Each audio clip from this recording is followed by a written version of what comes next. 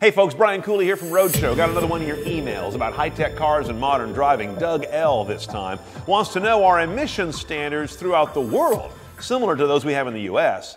And how much do they impede performance and mileage? Okay, Doug, you got two great questions in two very short sentences there. I'm glad you asked these because we get variations on these quite a bit.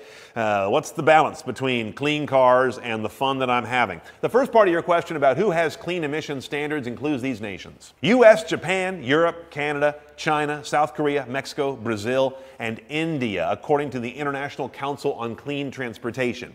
Yes, there is such a thing.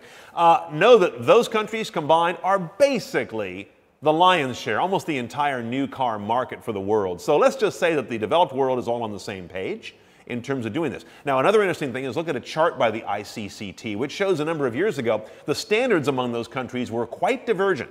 Notice as they go forward in history, they start to combine in a pretty tight grouping of emissions goals. So we're getting on the same page across these regions.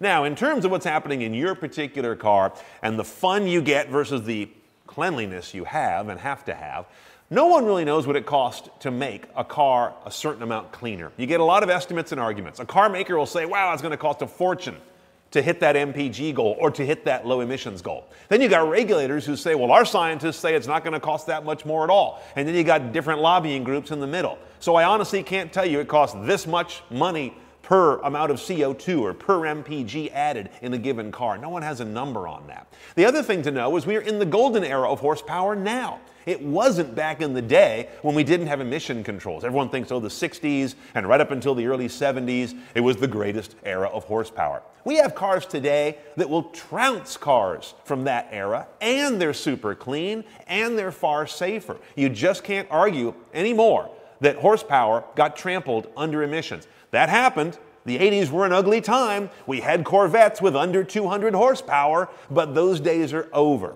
And now another key thing to that is that it came from all the same technology.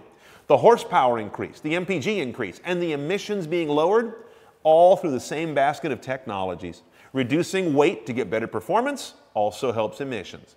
Going after things like forced induction, turbos and superchargers, that improves everything. Direct injection versus sloppier port injection, that makes everything better. And more precise monitoring and adjustment of engine parameters in real time improves power, improves MPG, improves emissions. It's no longer us against them.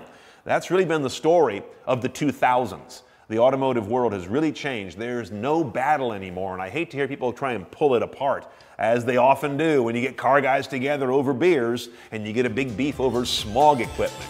That's just old school thinking. Keep those emails coming. I'm here to answer your questions about high-tech cars and modern driving. It's Cooley at theroadshow.com.